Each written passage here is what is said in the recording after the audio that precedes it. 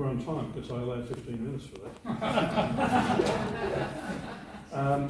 I'd like to begin by acknowledging the traditional owners of the land that we meet on,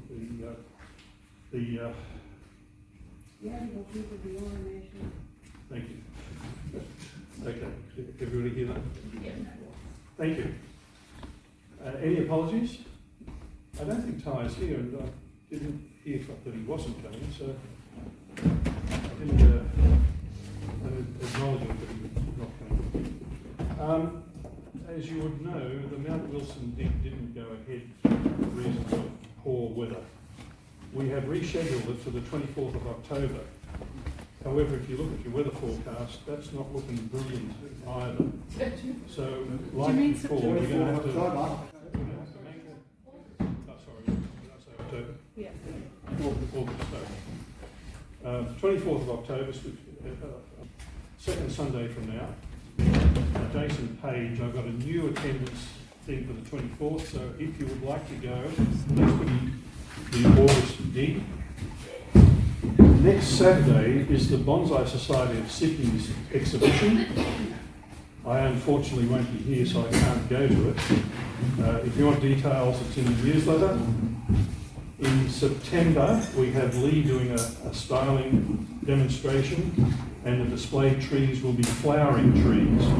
Now, it's always a bit of a challenge to get the trees to flower on the right day, but nevertheless, we're going to see what we can do. In October, as you know, we have Scott Martin doing a workshop on the Saturday, Sunday. He's not coming to the normal meeting, and so next month we will be asking for definite numbers and payment for the workshops. We've already got names of people who are interested, but we'll be finalising that at the next meeting. And also in October is our sales night. For those who were here last October, it's a bit of fun. You bring the trees that you have given up on and hope that somebody thinks they have potential. Tonight's meeting, the display trees are Shoei and Nami. But more importantly, we have a return visit from Clinton Nesci. Those of you who remember about this time last, we're still meeting in the Petersham RSL. Clinton came along and did a very interesting, entertaining and informative presentation on root over rock. This year he's got a different species, and I'd like you to give a warm welcome to Clinton. Thank you.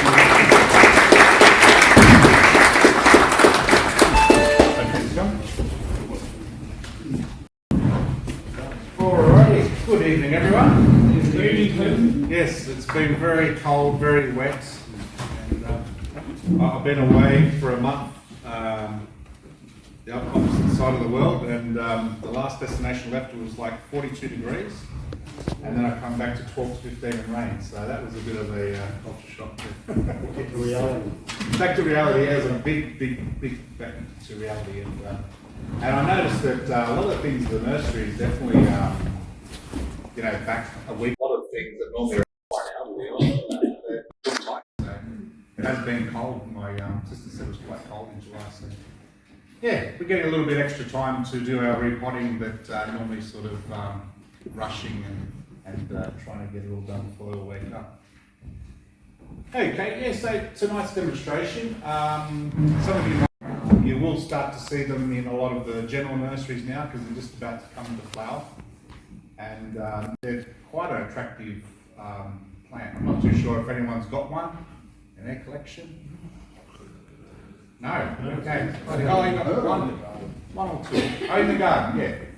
So, yeah, in the garden, it'll get up to about like 3-4 meters. It's got a bit of a weeping habit. If you trim it, it gets very, very compact. And it's a very colourful tree. It gets beautiful, say, maroon new foliage. The foliage can be reduced to quite a nice small size. Quite often you'll see them like this at the nurseries, which is not, I wouldn't say overly big, but this is the same species and that. You can just see that the leaf production can happen This is just about to come into flower. And it's got a very pretty unusual flower, which is like a party popper. If you think of those party poppers, that's what it looks like. The big one I got here, some of it's already come out into flower, and it's quite unusual when it just comes out. But yeah, I wouldn't say it's a widely used plant for bonsai, but it's definitely got all these that we're looking for within a bonsai plant. For starters, it's got alternate branching, so it's got a really nice branching structure that is ideal for bonsai. They can be bent quite easily when they're the branches are sort of pencil size or smaller. Once they do get a bit like a texture size, then no, you're not going to get a lot of movement out of them. But these sort of branching, you can put some very nice things no problem. And they're fairly hardy. What I would say with like just most shrubs, you've got to keep them well fed, regularly potted, and you'll keep them nice and strong and vigorous. If you're going to start to neglect them, then you're going to start to lose a few branches. You're not going to have the nice compact foliage, and you know, just like any shrub, they can go backwards very quickly with neglect. But if you keep, you know, all the things that they require, they will flourish, and they will be a very pretty thing on your bench. Styles, I think informal upright, semi-cascade, they're probably going to be your two styles you go with them. And unless you're getting a big plant, I think you're going to have them around about this sort of size. The trunks, if you put them in the ground, they can get quite thick. So it is possible to get, you know, quite a thick trunk, but you'd have to put it in the ground or keep them in a black plastic pot that's got a lot of room for the root growth, and regularly repot them, and you'll get a decent sized trunk for a big sized tree. So they've got that capability as well.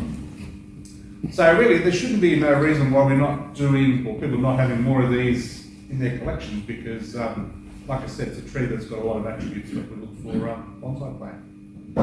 There is a few different varieties.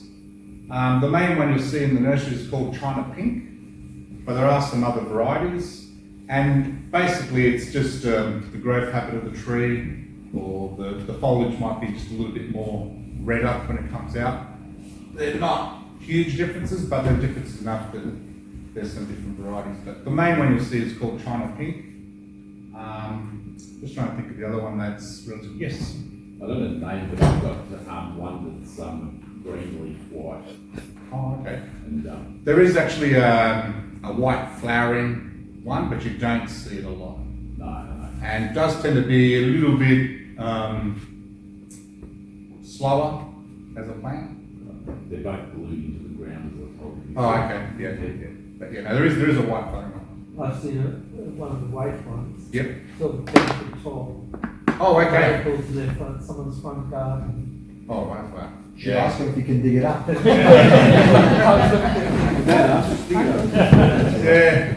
Go up to the back, I won't say they want Yeah. No. There's the white one out there, which is okay. But I just think the pink one's just got a little bit more going for it as far as colour and impact with the new foliage and that sort of thing as well. Yeah, so that's probably how you see most. If you see them in the nursery, that's how you see them. All a bit young. This one's actually starting to get a bit of a trunk on it. So sometimes you actually see them a little bit younger, like this, in an 8-inch pot in the nurseries. But you can start to see this is probably, maybe about like 5-6 years old, maybe, and it is starting to get quite a nice trunk. So, like I said, produce lots and lots of branches. And they're quite flexible. So I'll show you the one I want to do a little bit of work on tonight, and see how far we can go, depending on how things go. But this one here is a bigger version. And like sometimes a plant like this, doesn't matter if it's this plant or another plant, you know, it's quite, for someone quite new to bonsai, or even someone that's had bonsai for a while, it can be a little bit intimidating to sort of say, you know, which way we're going to go with this tree, because there's so many different branches. It actually forks out with a couple of heavy branches at the base. There's actually a couple of heavy branches up the top, in particular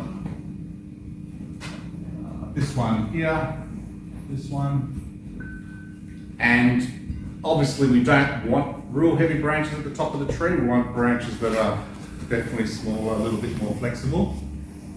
So there's those things to consider as well. But for me, what I'm always looking for is looking for a trunk line in the tree. So looking at the base of the trunk and trying to pick a line of the tree which we can have a nice structure to begin our bonsai with. So, and that can be a matter of very quickly finding it, or sometimes it can be quite a bit of a task in finding the right one, because you could give this tree to 10 different people, and as I say, you can get 10 different results. And there's no right or wrong, it's just what they see in the tree and what they favour styling wise. There's always branches that are very obvious that you can take out, just from where they're positioned, or they're very ugly or very small.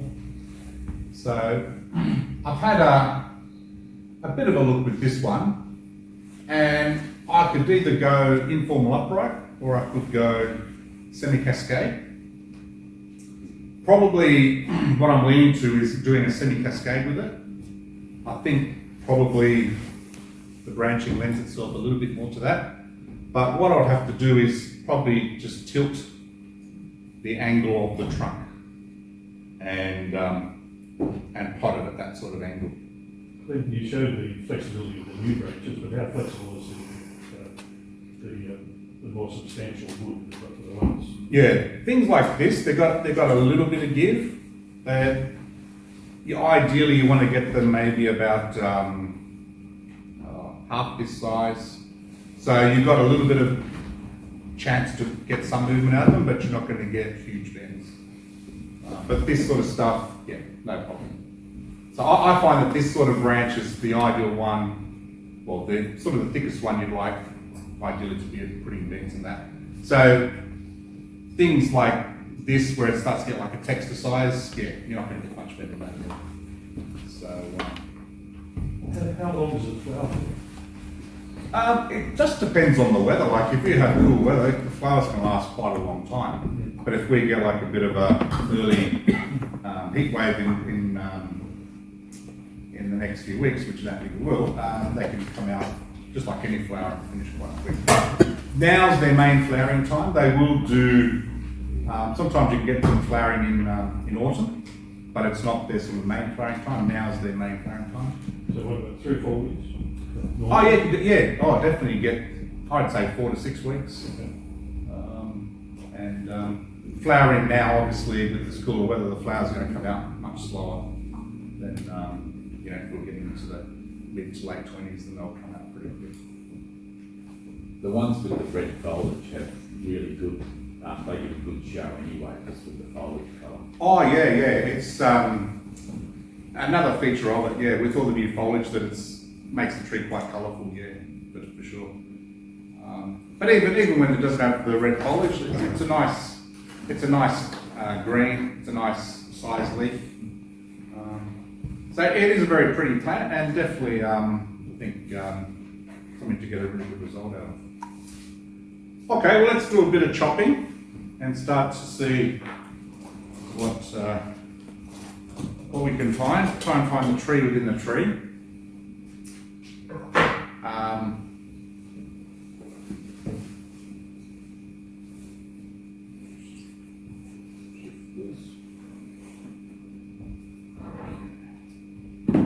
So you're doing for semi-cascade, is that? Yeah, I think so. I was looking at doing possibilities of informal upright, but I just think when I'm considering informal upright, I like to see a little bit more balance with the branching on the trunk that I'm going to choose, and I don't think it's there. I think it's a little bit more biased to one side. So because there is a bit more bias to one side, I'm thinking that if I just tilt the trunk, then I can utilise that. And I think this one tends to favour the way the branching structure is, to be a little bit more of a semi-cascade. So I also try and get a little bit, I sort of at this stage identified this as potentially making a crown for the tree. But I'll start taking some branches off and we'll see what. Have you given any thought to what the front might be? Yeah, where I'm looking. So I have put where this chopstick is.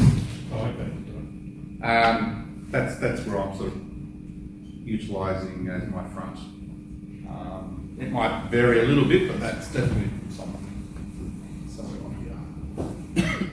Just like it.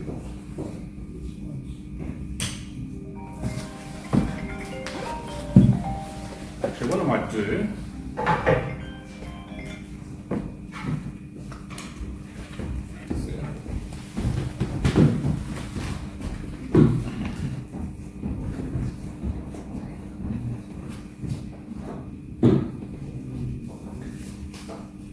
See where the actual roots start, because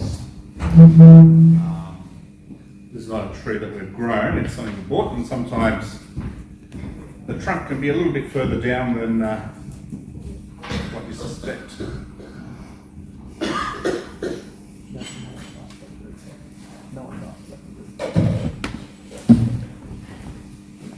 I can't see quite well from there, but actually even the roots are pink, which is quite unusual. Do they take root work well, Clinton? Yeah, no, they're fine. I've repotted a number of these for like commercial bonsai, and no, they're good as long as you don't take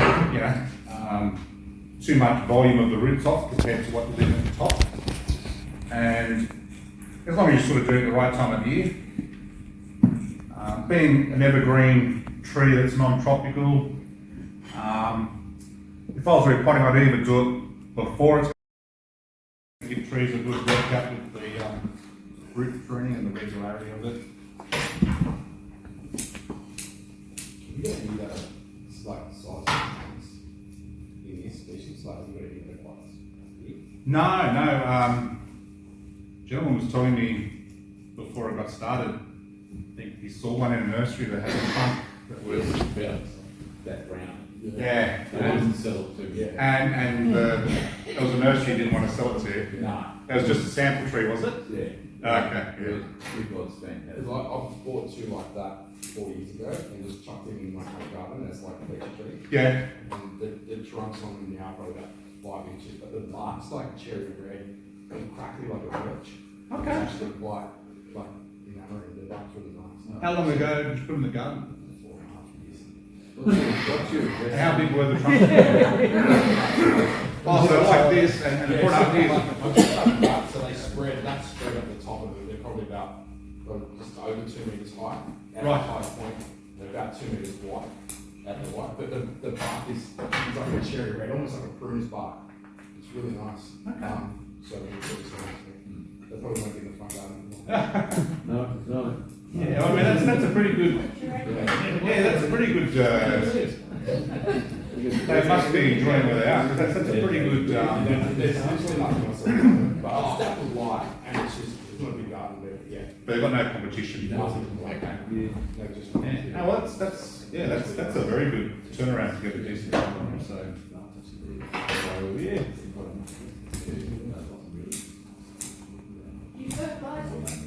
Yeah, nothing, I wouldn't say it's anything different to what I would do a lot of the plants. I use a lot of slow release fertiliser. Yeah. So I'd apply some when you repot, and then maybe some after about 4 to 5 months. But yeah, I don't think you have to overdo the fertilising, but just keep a nice steady feed. But I think, just like with a lot of plants, if you repot them regularly, that is the best thing you can do for the trees to keep them vigorous, because when they're producing a whole lot more of new, fresh roots, it creates vigour. So repotting, if you really want to push your trees along, definitely repotting them, keeping them in deeper pots, and you can develop those bigger trunks and more advanced branching on them. And you've got to sort of let trees grow. Sometimes people can't help trim, and sometimes you just got to let the trees grow and get a little bit of momentum with their vigor, and they can start to really move along and get the results you want. Yeah, it's definitely a patience game in a lot of ways with bonsai, and have a few different projects. And Where's that? Looks like it's got a lot of surface area, which is like an azalea. yeah, I don't think it's sort of like surface root dominant, but I think it's like very dense fibrous root system. So I'm starting to find a couple now that are about like pencil size. So I think that tells me that I've sort of reached the base of the tree. But yeah, there's nothing really substantial there. It's about pencil size. All right, so potential branches to be used. This, I was thinking of using this as a bit of a counterbalancing branch on this side of the tree, but it's just a very weak, very straight. Don't like it. So, yeah, the crowd goes, the thumbs down. Poor thing. Yeah. Maureen wants to know if they'll grow from cuttings. Cuttings, right. Look, I never ever say that something definitely won't grow, but it's not the best time. Yeah. Yeah, particularly because you'd have to take off all the flowers and have a go. Whenever I say to someone, oh, that won't grow, I say, do you know when you said that? I took a few, one of them did strike. So.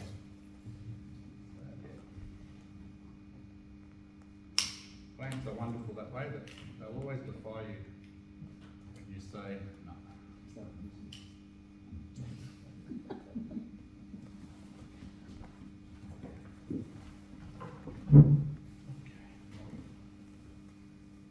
So, so where you're looking now is the front, but it will be tilted a bit like this. So the other branch I'm going to take off is this one here. Again, very heavy up the top here. So we'll take that one out. I was thinking of using that potentially for the tail of the cascade, but it's a bit high, and I think I've got something that I can use down here potentially. So take that one off as well.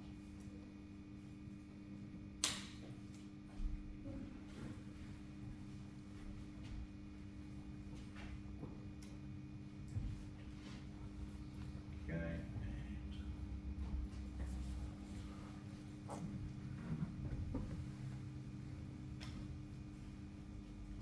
Clinton, Yes. do they go deciduous or is mine dead? Right.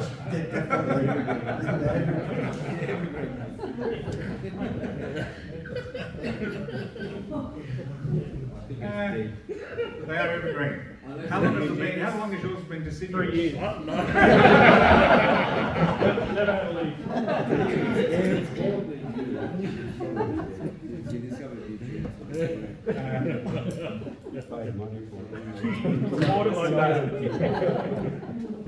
Very rare. But this one's not. This one's got all its leaves. But you reckon your one's completely bare? Mine's bare on it. Bare. Yeah. Yeah. I think you might be having a ceremony. No, I don't think they make very good flowers. Say goodbye. So doesn't make it. Rare, Might maybe. want to grow some cuttings.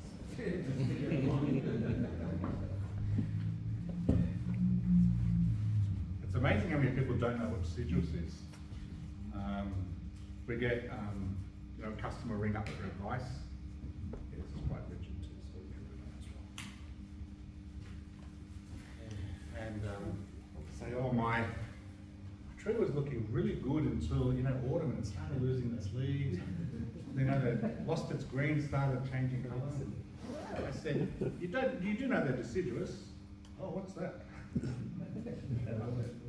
It does bore me that, you know, people don't know what deciduous is like. So I just take it for granted that that terminology would be quite well known.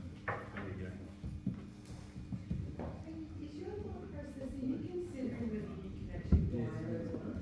Yeah, that as well. Is that why you're feeling with that? Yeah, just sort of seeing a little bit flexibility, because there is another, it's a younger branch, but this one here is way more flexible. So I'm prepared to maybe get a little bit more movement in a younger. And if this was coming a little bit more horizontally, but I'm not going to be able to bend this. And sometimes you just got to make that decision where Yeah, if you cut it, it's less wiring anyway. less wiring, you know. John sort of only got an ounce, mate, so. Yeah, it's less wiring.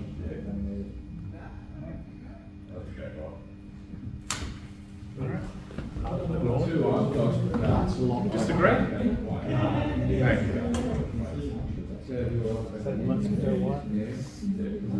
I was just saying, the two I've got are cut back really hard. They were like that, now they're like that. They turn to side. Oh, they put, Yeah, they're backbone quite a lot. yeah, no, they do. Some of there was a lot of small branches under here that had died off, that's just a lack of sun.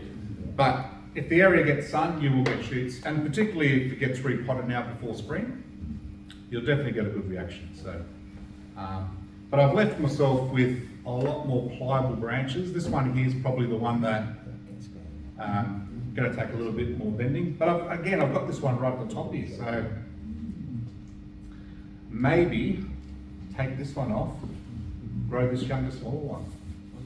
You know, so it's going to be more flexible. Or try to bend the bigger one, and when it snaps, then. I say, well, I was just testing the limits of this one, but I'll go to plan B. Yeah, that's probably how it probably end up working, yeah. But, okay, so again here, I'm thinking maybe reducing this back to there. Okay, and I think now I can start to well, I'll probably change the angle of the tree. Well, actually, what I'll do, it's probably easier to put some wire on this stage like this. Alright, so I'll get a little bit of wire on. And definitely, anyone's got any questions, definitely we'd love to hear them. Lots of activity going to start to happen now with your trees coming into spring. I'm sure a lot of you are well and truly into your repotting. How soon are you going to repot that one? Taking all this off, trimming it back, I'd repot it now, no problem. Yeah, I've taken a lot off the tree. The weather's quite mild. It would be a bit of an idea to take a lot of the flowers off and just let the tree sort of recover and just go into a growth mode in September.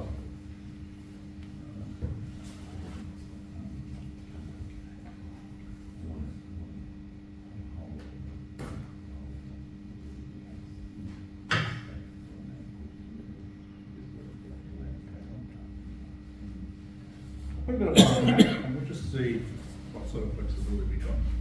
But I'm leaning to keep the top one. Oh, I just pop. Can somebody give me a hand up?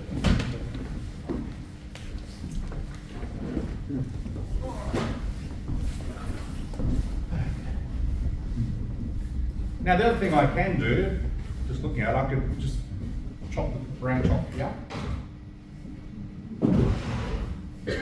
Chop the branch off here and then keep the branch line like that, and you've got a bit more taper to your trunk.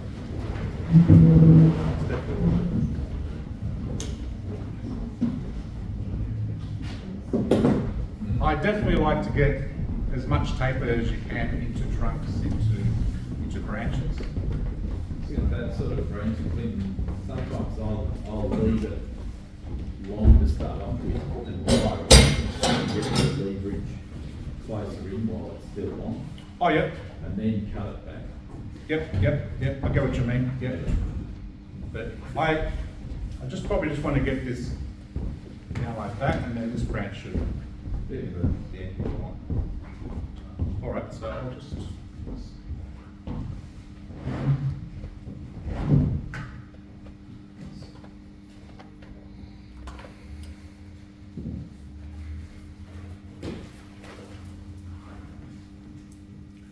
So what I'm going to do, I'm going to wire this branch and the top of the tree.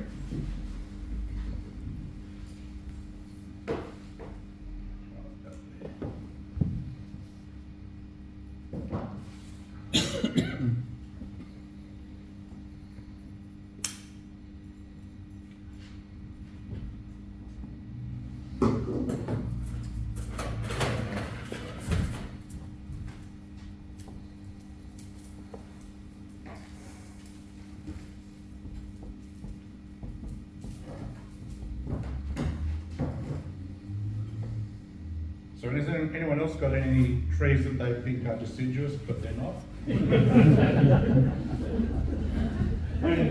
Sorry, Simon. Questions? Definitely. Are those trees used anywhere else as bonsai, like overseas? Yeah, actually, I just come back from Europe and I went to visited Peter Chan's nursery in South London. Lovely man. Can you believe he's 85 years old? And he's putting like 2 or 3 YouTube videos out every week. Like, yeah, I mean he's got a good team behind him, but lovely man. And can you believe it was 34 degrees when I went there? And England was going through this heat wave, and it was bloody hot. It was very. Even. He's wearing a shirt on. Uh, Because he likes to wear that during his big head. oh, okay. No, don't think. I think it was a bit more conservative. I think he was hoping to take the shirt off. It was that hot. But he came out to say hello, but he was back in about 15, 20 minutes. He said, this weather's unusually hot, I can't handle this. They said, excuse me, but I've got to go back in. So, yeah. But, and I saw some of these in bonsai pots, yeah. He does import a lot of trees, but he does grow some as well. He showed me where he's got his field grown trees. But yeah, lovely man, very friendly, and you know, getting about like he's 70, like. But it just goes to show you, if you stay active, mentally, physically, it makes a big difference. Like, he looks so good. I don't want to jinx him now, but he looks so good for 85, you know. And yeah, it's just. England doesn't seem to have the same biosecurity problems that we do. Oh no. England's very easy to get imports. Like there was some wonderful Satsuki azaleas. You'd sort of love to, mind you, I wouldn't be rushing to buy them because they're very expensive. And you know, just having the pound figure in front of them makes them expensive. But Not that I've been there looking, but my feeling is that things are generally in bonsai about the same price in pounds as we have in dollars. No. Things were really expensive. Like, Well, that's what I mean. So, yeah, like there was some lovely Shimpaku junipers, quite old and all that, and he wanted I think 3,500 pounds. Yeah, and they were really good, but when you do the math, you sort of think, not my budget. Yeah, and the nurseries, what I find, well, I've been to 2 nurseries now in London, and they're sort of set up for people to work on mature stuff right from the get-go. There are some smaller plants, but they're not cheap or anything, and it's not a cheap entry point to bonsai. So I can imagine anyone starting off bonsai there, could be quite intimidating, you know, like when you don't know much about bonsai or plants for that matter, and you sort of get told that's your starting point, and you know, even some young things, they were like 150 pounds and things like that. So yeah. Have you met Harry Harrington over there? No. I in my 20s, I went to Nottingham and I visited Harry Tomlinson's nursery when it was alive. And now his son runs it. And that was really, really nice too. But no, I haven't met Harry Harrington, but seen a lot of his articles and things like that. But, yeah. We've got one of his books. The whites over there. The prize as well. I get the impression too that England is a more mature bonsai market. I think Europe in general, they definitely have the advantage of buying mature plants from Japan, I'd say even China, and you can get some sort of a little bit cheaper ready-made bonsai, but still it's you know, a reasonable investment. You went to Italy as well, didn't you? I did, yes. I got Italian heritage, and it took me 53 and a half years to finally make it there. To my relatives' disgust, because I'd been to other European countries, and they said, "You mean to tell me that wasn't the first one on your list?" No. Yeah, I spent 8 days in Florence, and that was lovely. It's a very No, look, I used up my bonsai card on that trip, so yes, I stopped investigating. I think I was lucky to get one done. Yeah, so.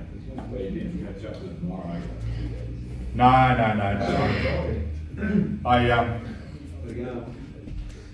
I would have liked to have, even in Milan, they've got the Bonsai Museum up there, but it's just a mission to get to places like that. It's not His easy. nursery looks pretty stunning.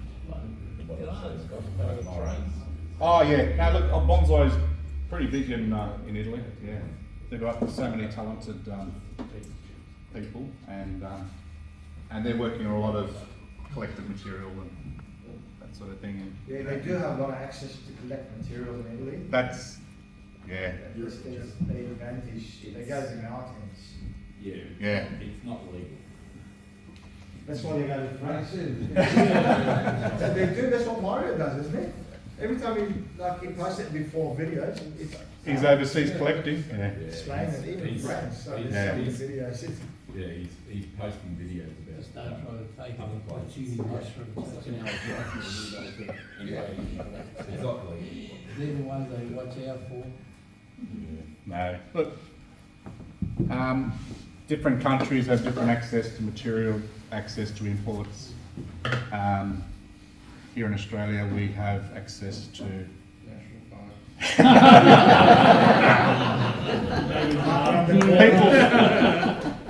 old houses in Linfield that are getting bulldozed.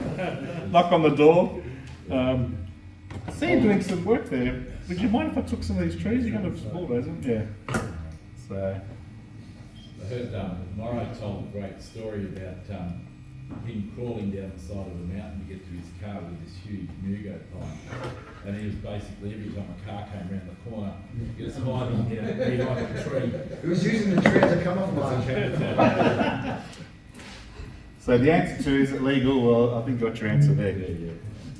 So, but I tell you, the stuff they collect, it's well worth it. Like, some amazing things, and the good thing is, like, they know what they're doing as far as styling, so they turn into beautiful specimens as bonsais.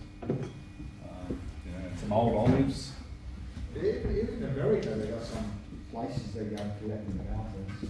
Yeah, I think America is very limited now just to collecting because someone didn't do the right thing with an import shipment. I think the biosecurity measures got raised when that happened. So I think they can mainly just collect, but not so much on the imports as much. That's all right. Trump will let you.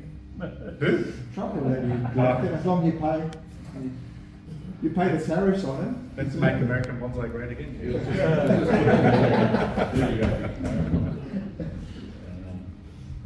Yeah, but look,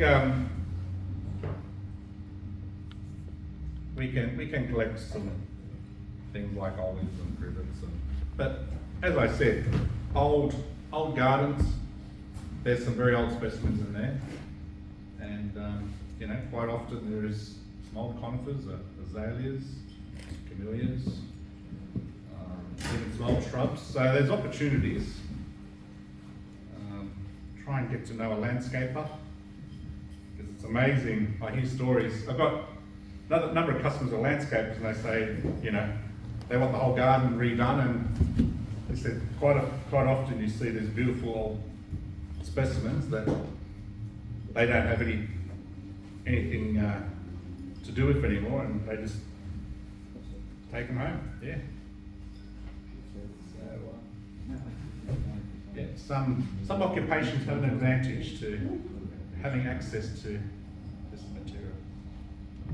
But if you've got a little bit of space at home to put, a few plants in the ground, you can speed up the process of development that way. Who does? No one has space. I know. Every once in a while you talk to Everyone's them, moving they to have space. smaller dwellings. I know, and that's true.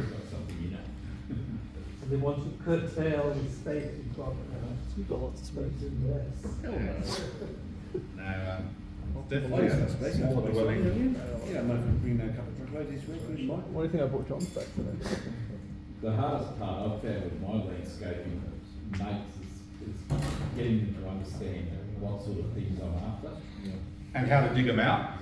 Well, Sometimes I see people dig things out and they just put the pick right at the base of the trunk.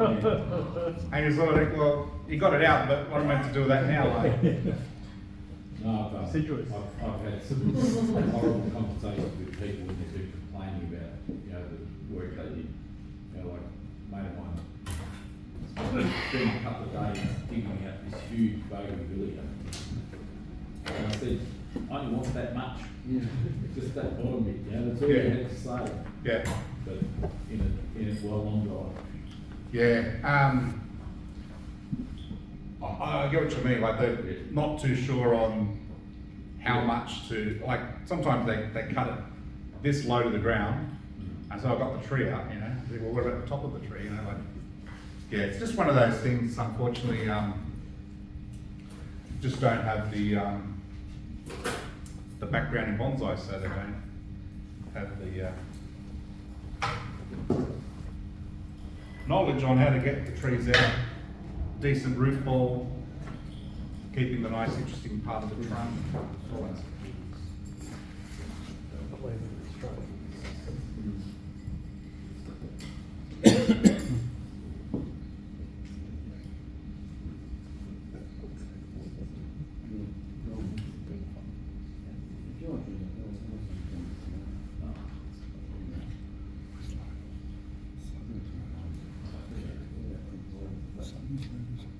There's definitely a few bonsai shows coming up. There's 2 on one weekend, one at Pimble, one at Castle Hill. I know she had the flyers for Castle Hill, but that's Friday, Saturday, Sunday, and then the one at Pimble's on a Saturday. I've got some flyers here for the school's show at the nursery in October. I'm going to take one over along and put it in your diary. What days in October? Right? It's always the third weekend, so it's the 18, 19. 18th, 19th, yeah. Hopefully some good weather.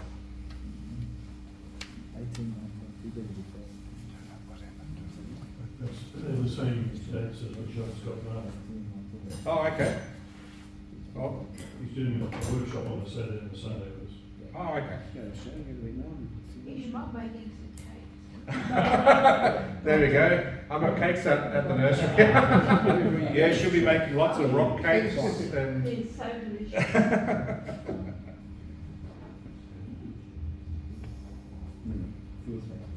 we had a beautiful Burmese cat, and stitched bad in, but people used to come into the nursery and say, "Oh, where's your cat?" And Dad used to say, "Wait a minute, are you here to see my cat or to buy some bonsais?" "Oh, no, both, but I love your cat."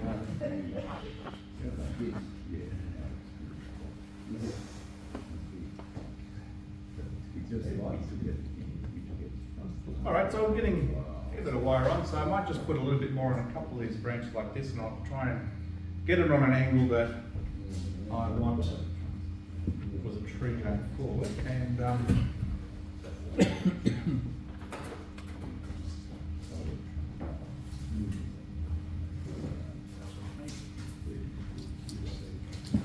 but you can see that most of the branches I've kept, they're going to be fairly easy to bend.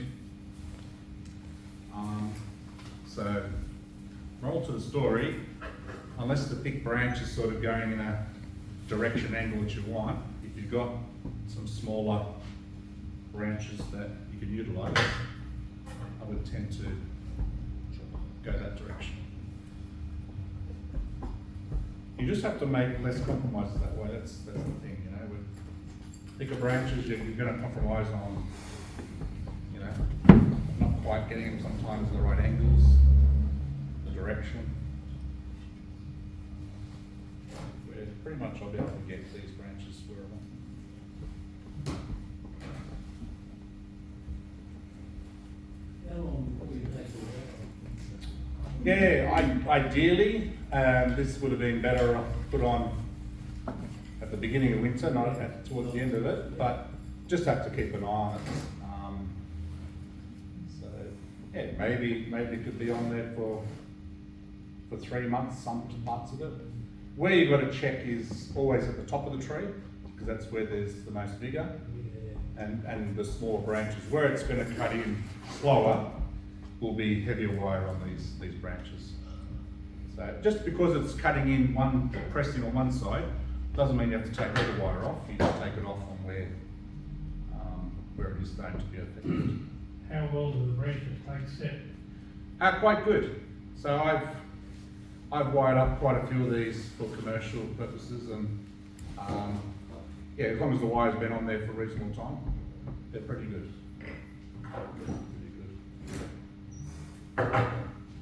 I think because you're sort of bending pretty flexible branches, they're sort of setting as you're bending, yeah. Alright, well, I can get some wire on some of these to here, and then I'll tilt it.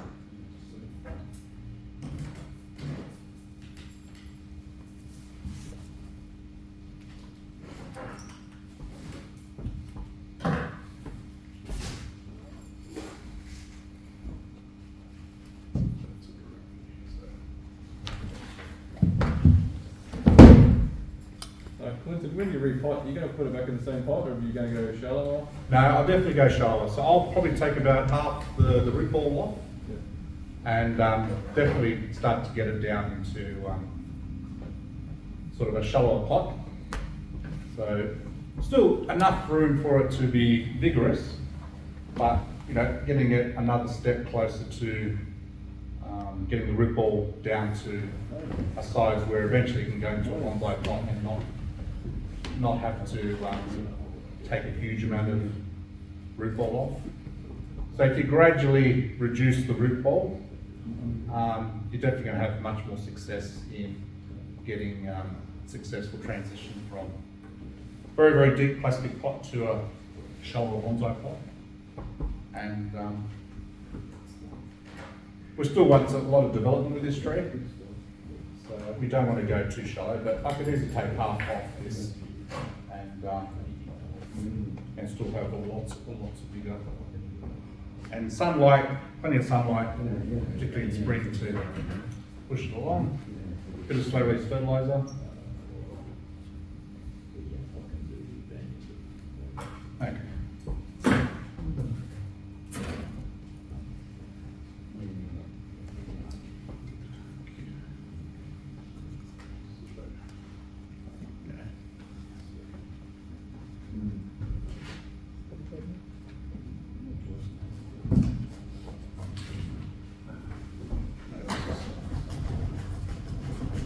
sharp bread knife, but the root system shouldn't be too.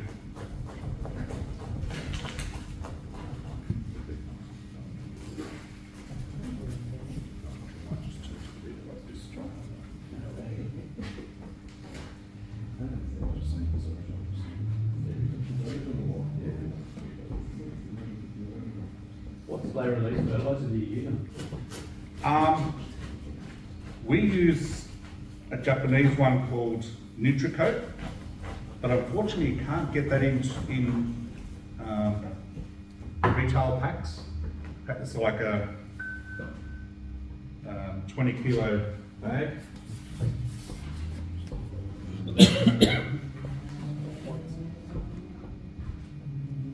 But you know, you can use like an Osmocoat, but just be a little bit careful with the Osmocoat. Yeah, that should be good, thanks. The releasing mechanism I don't think is as good as the Nutricoat, but there's one called All Purpose. It's in a luckily container, and that's quite a good ratio. Can you still get Nutricoat? We can get it, but only in like commercial quantity bags. Yeah. So, and Dad likes that really good, really well because the releasing mechanism is really good for that. It's quite I like safe. it for conifers. Yeah, and it just doesn't dump all at once. Yeah. It's a very, I mean, you know, of course the Japanese got a good Do you sell product. anything at the nursery? If you wanted a commercial bag, Oh, okay. we could Have you used commercial? 20 kilos. Whoa. Yeah, so that's a thing, like, If we got one for the club and. Yeah, Something like that. So what do you sell your plants as far as that goes? look, there are a lot of other different slow release fertilizers. So the one that's the Osmocoat All Purpose is one. They're good, but I'd say like don't overdo it. I have seen so many bonsais that have been killed by beginners because they overdid the fertilizing because it's put on like pebbles, and they just think, oh, we're going to get this tree nice and strong, and you know, a tree can only use a certain percentage of the fertilizer, and then it'll start to burn the tree. It becomes toxic to the tree. So yeah. And, sometimes you know exactly what's happened. They bring this tree, and you just see the slow release fertilizer put on like pebbles. So you killed your tree with over fertilizer, like you just cooked it. Like.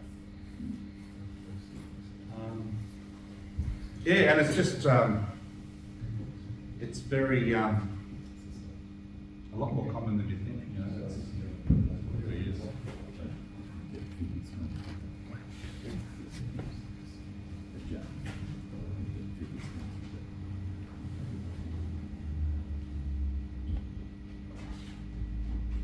Everybody helping the bread? Yeah. I've got the backup branch, don't worry. Don't worry. Don't worry. It's a backup branch. You know what I might do? I might just double that just here and then just see how far I can go. And hopefully we don't have any special effects. I think for the new people here, the secret with that sort of stuff is that you use much thicker wire than you would think you need. Yeah, Or double wire. double. I like double wiring. Yeah. Yeah. Because sometimes, two wires just have a little bit more coverage and it's easier to apply. And, Probably it's time to close it. yeah, it's slightly smaller than the original. And you double wire it because you don't want it to break, so you try to brace it and hold it more. Extra support, extra coverage. You don't want to put too much wire that you can't see the branch anymore because then you lose that flexibility. But just to have double wire, just to have a little bit more support.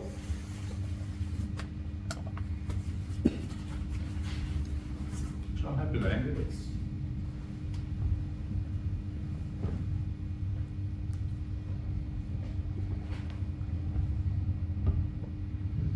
like your first styling, it's not your final styling. So, you know, you're setting the parameters of the structure of your tree. You're considering certain branches in certain places, but you know, trees will shoot. They'll give you different options down the track.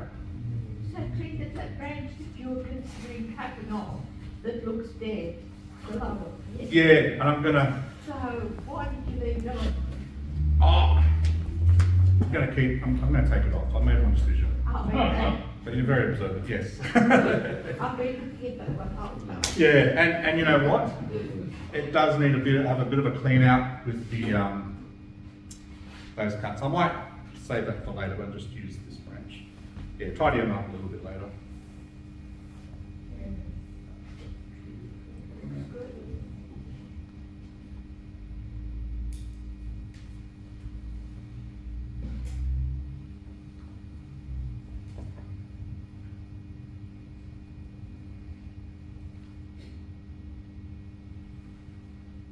So just trying to put branches into spots where they're not on top of each other. And sometimes, you know, you have wire in a branch and you bend it and you say, well, I don't really have room for that branch, I don't need it. I mean, case in point here, I've got this big branch here, but I've got this one here, so I'm actually thinking now maybe I'll just get rid of that bigger branch and just use this one. So, Clinton, unlike each flower, did you just go around and cut off the dead flowers? Yep. Or would you cut off the branches and restyle it? No, I'd remove the branches, sorry, the flowers, for sure. And then just give a little bit of a trim back. After flowering, would they go to seed? Good question. No, I haven't seen that. I'm sure they could start with this year, but no, I can't say that I've seen that. It's not one of those obvious things that some other plants produce.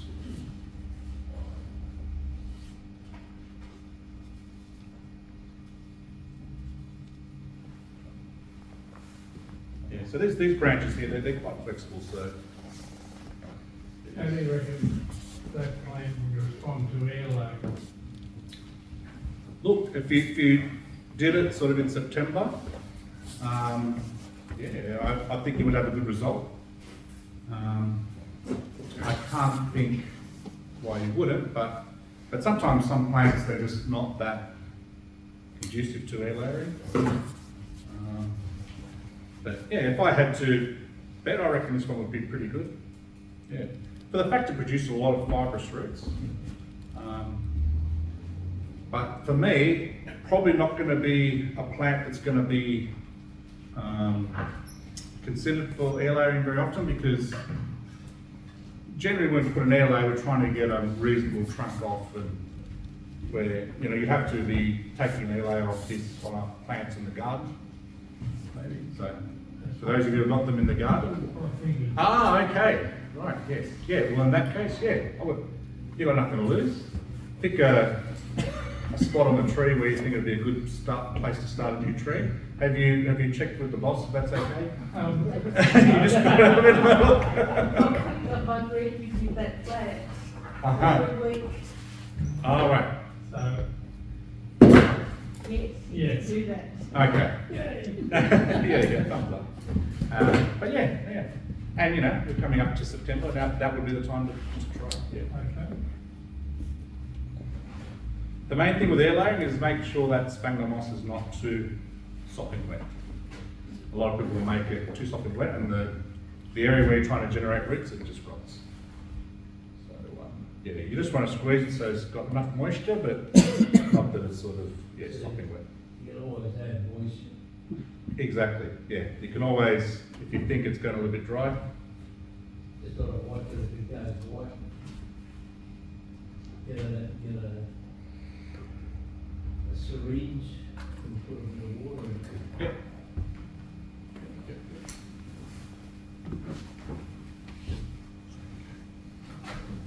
All right, so so you can see it's starting to take a bit of shape. And all those thick branches all shooting everywhere. And so this one now, what I'll probably do is look at bringing it over this side. There's a space here to fill out. So instead of going down where this one is, just be as a bit of a top, filling at the back here like that. Yeah, this one here, I'll probably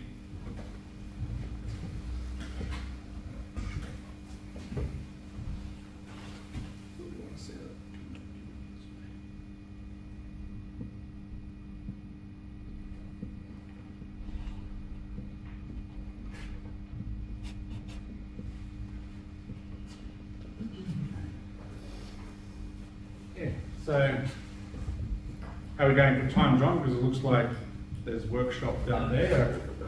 Got a couple little branches to wire, but. No, you got time. How long do you let them come out? Okay, so ideally with a cascade, you want to have maybe 2/3 with the tail and sort of 1/3 with the height. So I probably would let it come out to about here or so. I think then the proportion would be quite good. But yeah, that's sort of the ratio to sort of look at. 2/3 tail, 1/3 top. And then, you know, it's got that bias to the cascade. And then obviously the angle of the trunk. You keep pinching the tips out, you get lots of growth. Yeah,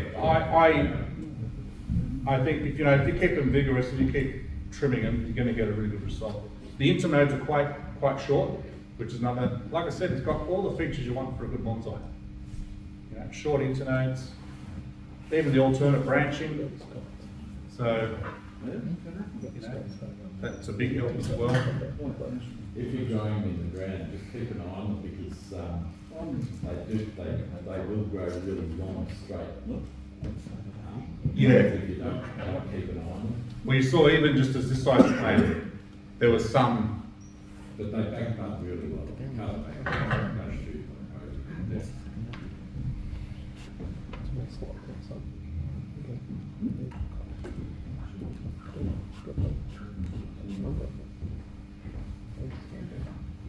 Yeah.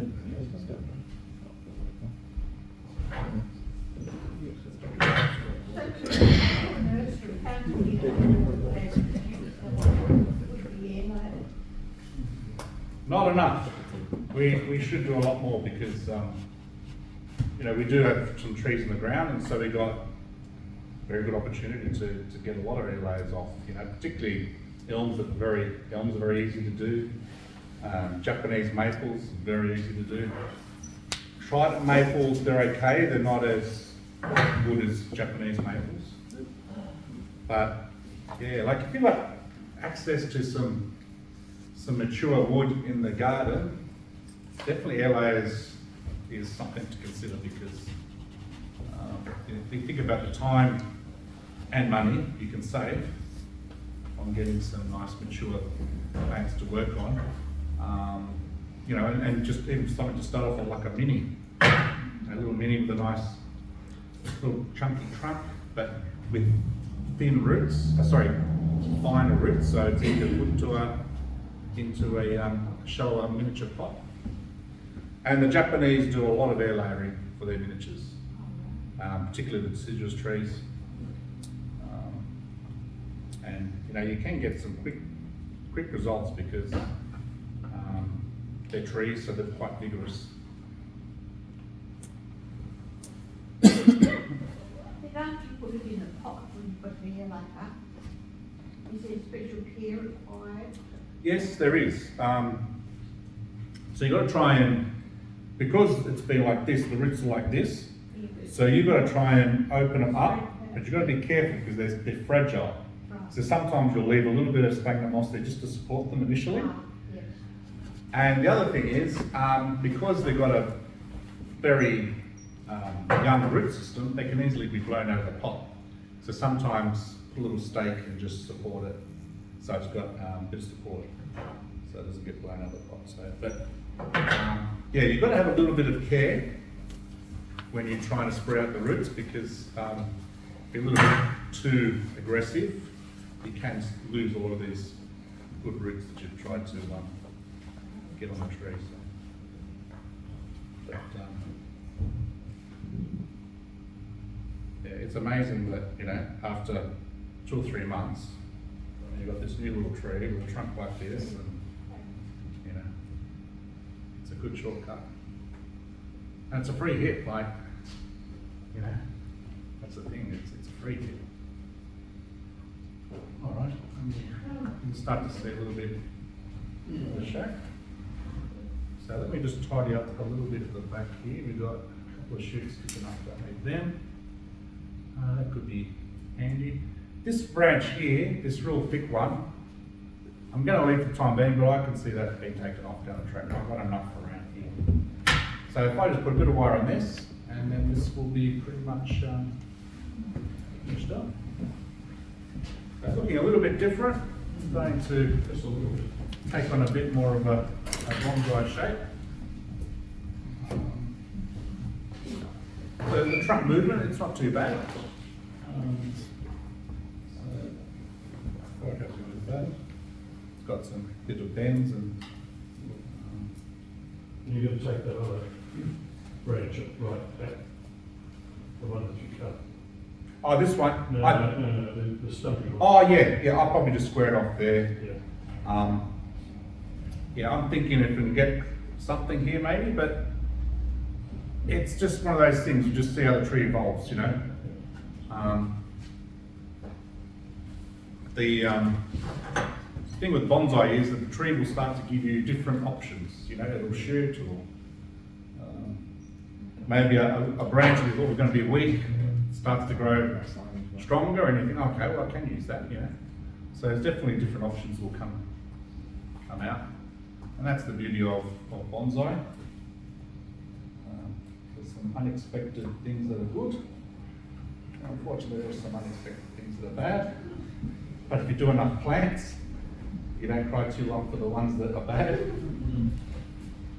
And everyone has a failure. Trust me. For whatever reason. Some more than the others. Yeah, you just got to get the odds, you know, in the right way for yourself. And that you learn from what went wrong if you can. Oh, trust me. I've been going through a lot. Why do you chop that off? Yeah, and trying to pick species that are going to give you good results. Like, there's some plants that you can make into a bonsai, but sometimes they need a lot of TLC to get them to perform, you know. And sometimes you think it's actually not worth it. I'd much rather have a plant species that is going to be,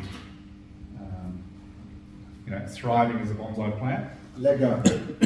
Lego. The Lego one. You can do whatever you want to do with it. You can go conifer or cherry with the one tree. You don't have to work, go on holiday, come back, it's not great.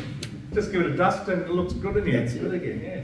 But it still amazes me, you know, you'll see a Lego tree, it's got bloody bar branches, reverse paper. Hey, don't do Lego all the time.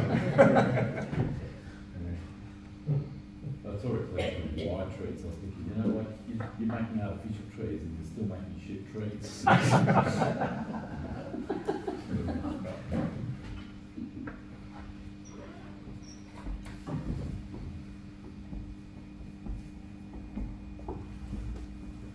No, I think this plant's got a lot going for it. So, and, you know, it's got a lot of.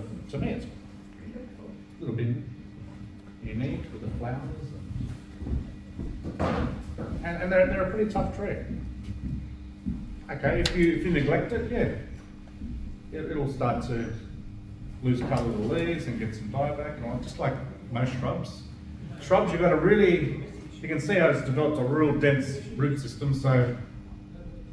You know, you've got to repot them regularly, you've got to feed them, give them plenty of sunlight, and they'll perform for you. But, you know, if you neglect them, shrubs can be sometimes a little bit softer than trees. Trees, if you neglect them, they've sort of got a little bit more resilience, but shrubs you have to really keep at them. All right, let me just wire 2 more branches and then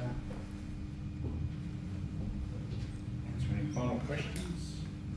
When you pot it, to the middle, what are you going to do at the school?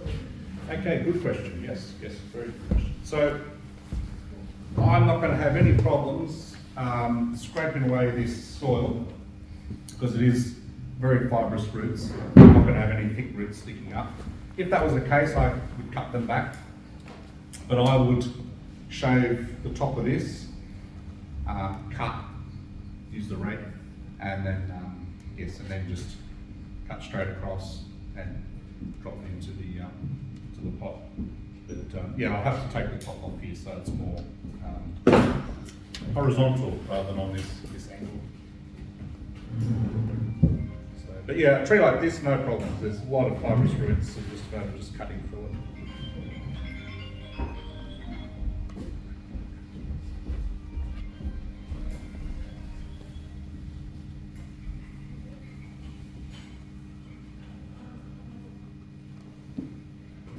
So you can find these in a general garden centre. You don't have to go to a bonsai nursery or anything like that. And you might find actually something like this size, which I think is a really good size to work on because you already got a reasonable sort of trunk.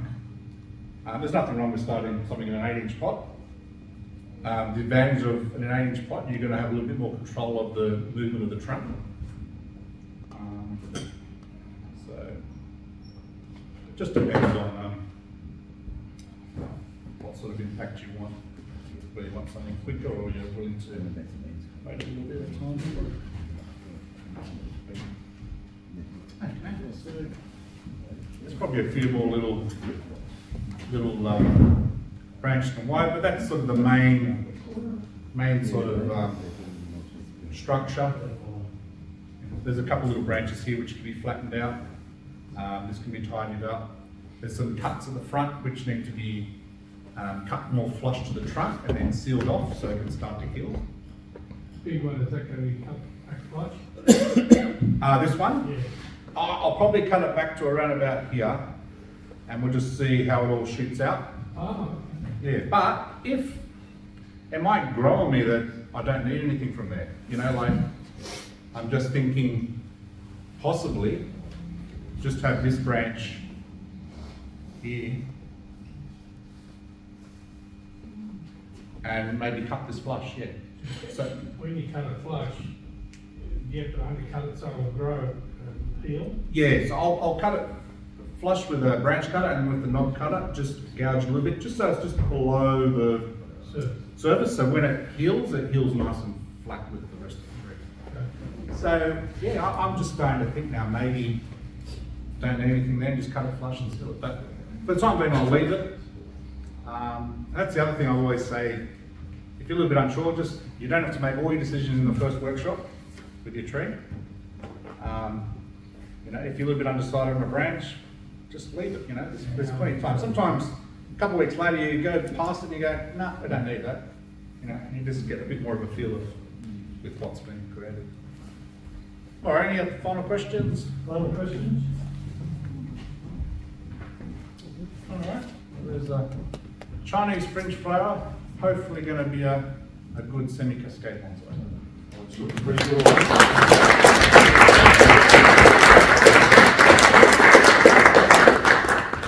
I think it's always good to see somebody do that, to take a piece of stock out of a nursery and turn it into something that's very presentable.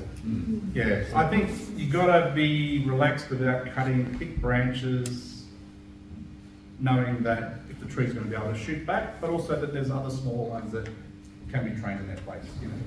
I reckon 250 on New South Wales bonsai buy and sell. Yeah, with about a page of build-up of why the tree's so special. It's a 45-year-old tree. Thank you very much. No worries, thanks, John.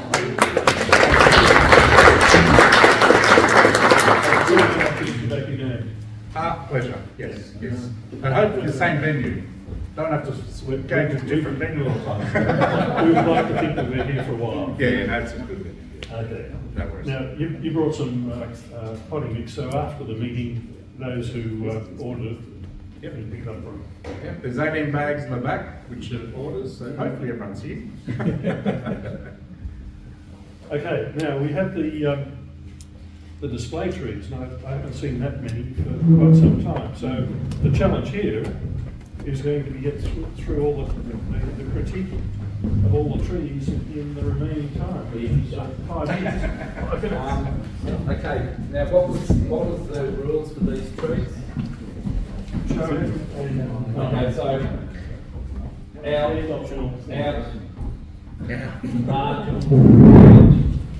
out. If you're putting anything in the show or anything like that, they measure them. So if it's meant to be 20 centimetres, it comes in at 20 and a half. They don't put it up in the next category, they just say you buy. Okay, who belongs to this tree? Hands up, that's yours. Very nice tree.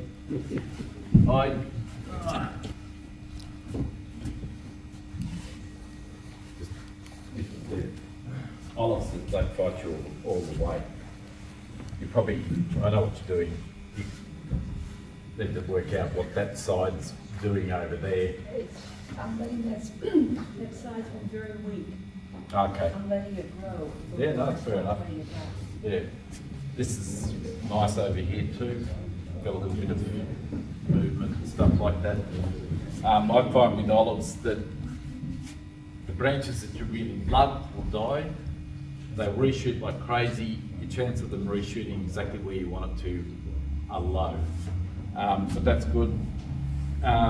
You can't. I like my collection of weeds.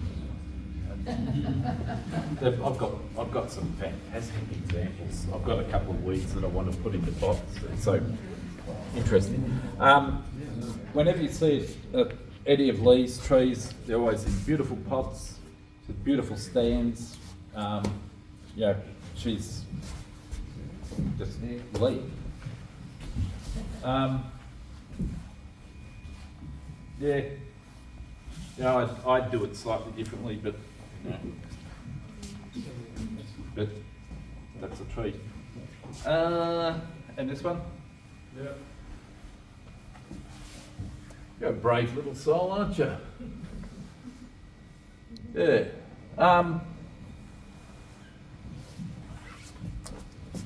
I reckon I like it. You got a lot to do with it.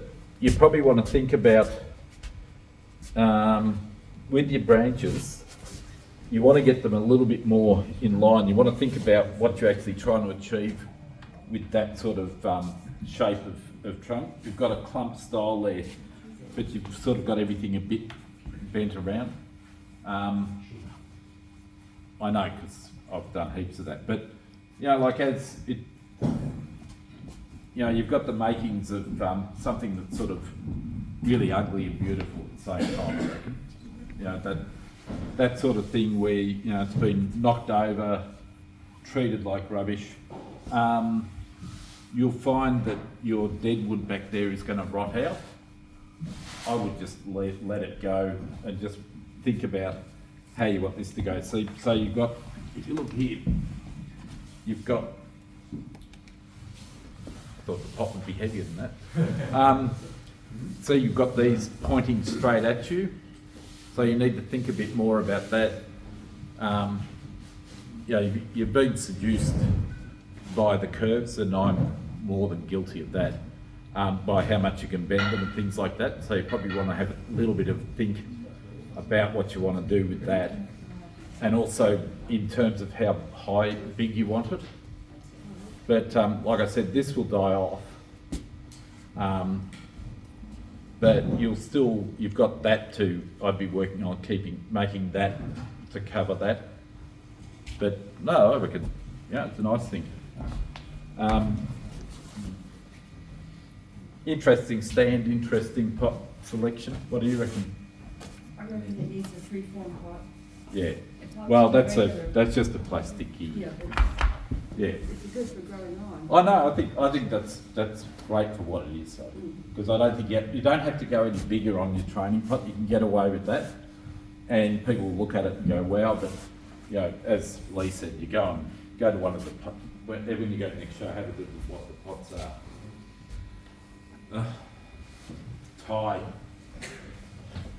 Ty's been out collecting metal. Don't be fooled. That is, what's that off? It's a disc brake, is it? Yeah, what model? What model is it? Okay, so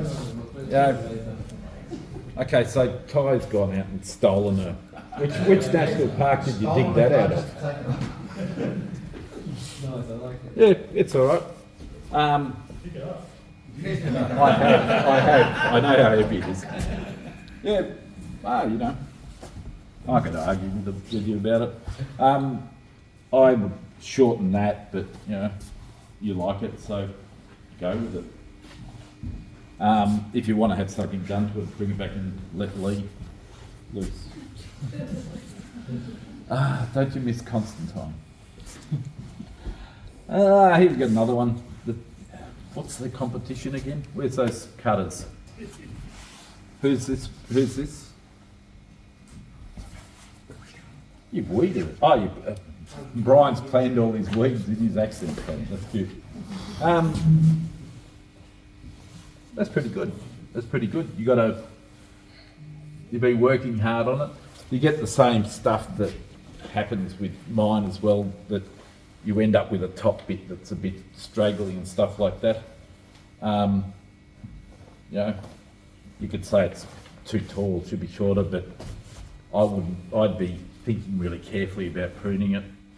Like I've got one that has needed stuff done to it for, I think, about 15 or 20 years. I'm just hoping that one of the possums will knock it off the bench and make the idea for me. Now, next one. Who chose that stand? Oh, that'd be me. This is more to keep Lee happy because she likes plants on stands, and I haven't got any stands. This here little Hollandy, shown this to you before. I've got a bit of a quandary. If you look at that, that's sort of a front. I haven't touched the top yet, but when you look at the base, that's definitely the front. So then you get into discussions about all these beautiful branches. Now these things, this is a buxus, and these things are real buggers. They shoot like crazy, but it's the same thing. They hardly ever shoot the way this thing used to be. Like it had a big branch out here. So it's been substantially restyled since then. Frank will be happy. You see that there? That was like that. So I did the Frank technique, which is to cut multiple cuts, bend it carefully. The only thing I do differently, you still see it here, is I super glue my cuts. Well, the reason being that is now solid. If you just left that as is, you've got no strength in there at all. You run the risk that you'll crack it again. I'll get some advice off you, Lee, on this one. I cut the whole top off. You can't cut the whole top off. I put years into that top. I put years into that top. All right. Your first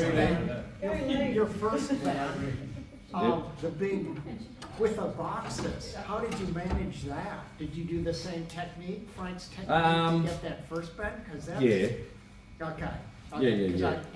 You don't get anywhere by being kind to these things. This is another example of from big things, little things come. I was sober and I wasn't on drugs. I'm too old for that stuff these days. So I bought a whole lot of buxus for some reason. I was on a throw-out range for $10 and didn't know what to do with them, and I solved the problem. I just basically, this thing had a dirty big branch out here, dirty big branch out here, took both of them off, and it's sort of coming along. I had a beautiful, beautiful branch right there. You can still see the stub of where it broke off. So that's the remains. The tray, by the way, is something I won in the raffle, and we used to have raffles very early on. And that is a Japanese lacquer tray. It's ABS plastic, but I don't even know if are they hand painted? You know? There. Clinton, have you seen them? No. It's got, because there's a couple of drips in the middle, but it's actually lacquered ABS, and it's Japanese, because it's got a Japanese label on it. I think they lacquer them in multi-colors, and Yeah. then when it wears, it actually, you get different changes. It looks like it's got an issue on it. Oh. Harry Potter. Who owns this? I hate you. Alright, coming up and have a look at the bloody thing. You know, he's got, well look, it's a bit chunky, but he's got branches going all over the place. He's got shoots coming out like crazy. You could have a go at him by the fact that probably comes up a little bit too much on the side and should go down. But, you know, I don't know. Just rude. Just rude. I've got a whole stack of them. I can't get them to do that. They just want to go like that all the time. This one's out of competition. Too big. Who's this? Okay. Another bloody James tree. Okay. That's about 27. Coming over, just when you come up, come and have a look at it. Just a nice tree. I reckon. What's wrong with it, James? What do you want to do to it? What do you want to do to it? Sell it. You want to buy a nice tree? There's a bloke down there who wants to sell them. Who's done this? I wouldn't have guessed. There's nothing. All right, you can have that one. A bit later on, I've got some interesting stuff over on the work in progress tree that I can have a talk to a few people about. You'll love it. Okay, bloody Neville. Jesus Christ, it's just got all over the place.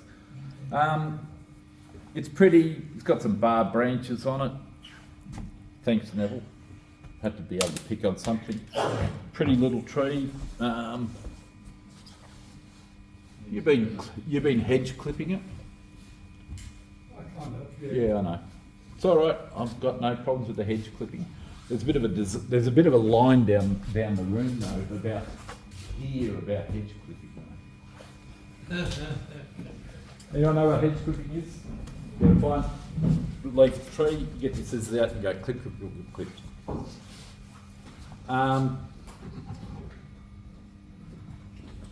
These are these sensitive? The what is it? Oh yeah. Oh yeah, okay. Jesus, yours looks much healthier than mine. The only thing you'd say is you want to try and move it back in the pot a bit, maybe. It's all right. Nice sort of modernish stand. Pretty good. Who's this one? Mine. Where'd you get those from? From the guy saying, what is it here? Those dirty great big leaves. That's 11 years ago I bought it from Renus. Yeah, I know that, but why you got those dirty great big leaves on there? Why? What's that about? The lower branch I haven't touched because I'm trying to grow it. That branch you can see is just wild. Yeah. It's interesting that it's chucked those big leaves though. Yeah. Be interesting to see whether it reverts as it gets bigger. This year I didn't have a flower on it. Usually every year I have one flower on it. Okay, they big? This year, yeah. No, they're small actually. They're tiny, aren't they? Yeah, they're Okay. tiny ones. All right, that's pretty good too.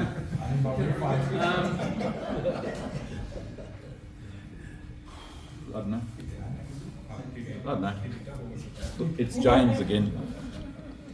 Oh God, they're all over the place. Who's this? Jesus Christ, big bloke up there. Big bloke down the end. I reckon we need a picture of Simon holding this tree. And I'm not saying that with any sense of niceness or friendliness or anything. It's just pure nasty. God, they're bloody everywhere. These things are like weeds. Who's this one?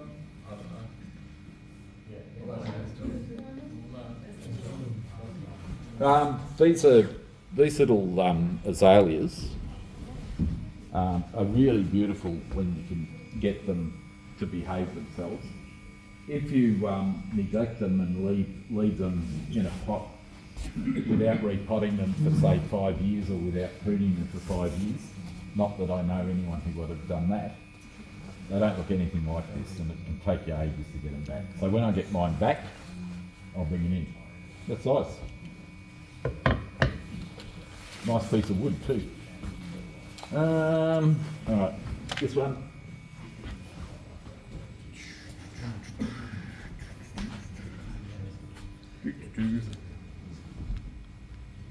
Hand up.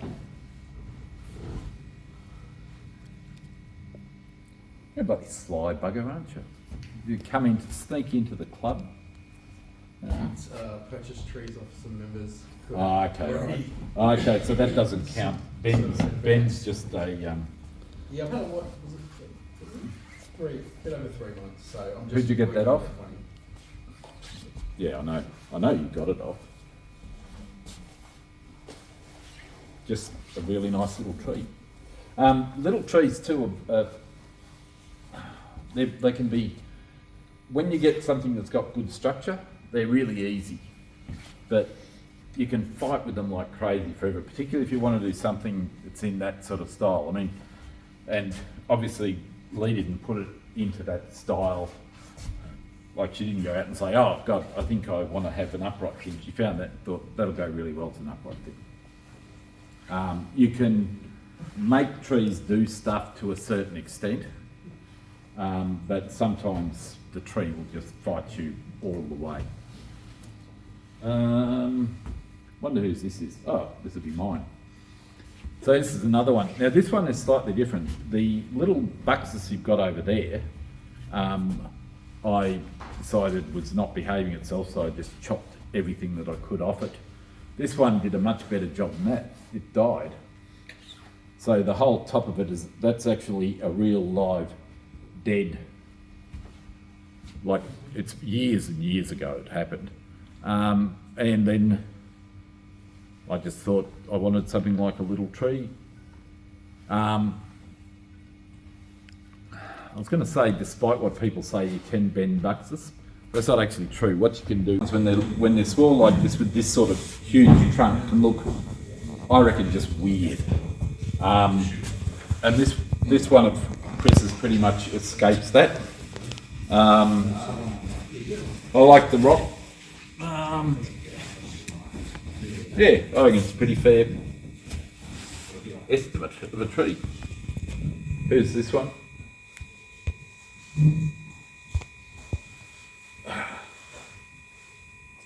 What's that all about? What? What's that big branch all about? That's why I'm whispering. What's that branch all about? This one here. The big one? Yeah. Sarah takes me. Right. What's Right, some people. So I've got a couple of trees. They're much bigger than that. They've got branches on them where I reckon I've looked at them for 15 years, going, it's going to come good. It's going to come good. Well, they have come good. I've actually got a couple of really good cuttings. There's a cutting coming there. Just saying, all right. And after that, you've got to have how big do you want the tree, how tall do you want the tree to be? It's about there, that's where I went. You're going to have to do a bit more work to get it there. It's too tall to be that tall. It's too tall to be that tall. You've got to chop it shorter to get it that tall. I would argue that I wanted to get taller so I can cut it back down to No, it's not the way it works. Okay. Just telling you. I'm up here when you're up here. Who's this little number? If you, I don't know how he does it, but Chris always has really great looking trunks of trees. His figs always have really great leaf size. This one is letting grow a bit, but you can see there that all his new growth is small. He's just got a knack with figs, I reckon.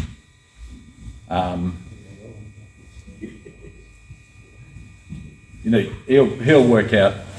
I'm not going to tell Chris what he should do. He'll work it out.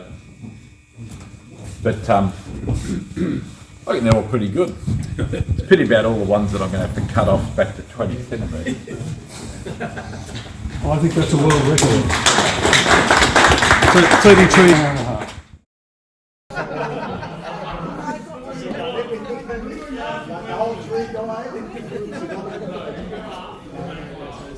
Once it fully blends out, I'm trim the whole top back. I don't touch it. It's just so actively. It doesn't. Yeah. I've grown 3 times faster on top of it. Yeah, you bring the brush up. What's again?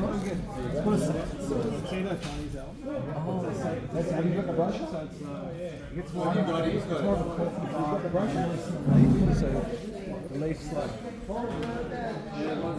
Actually, yeah, you want to go? That's the leaf size. Yeah, they typically usually don't go deciduous in Sydney because they're used to a really cold climate. I live something cold. Yeah.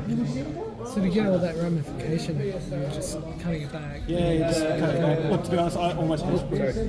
I almost pitch put it. I think that. But yeah, it needs a lot of work. Alright, gents, I'm gonna go. I got sick of it being a plastic box,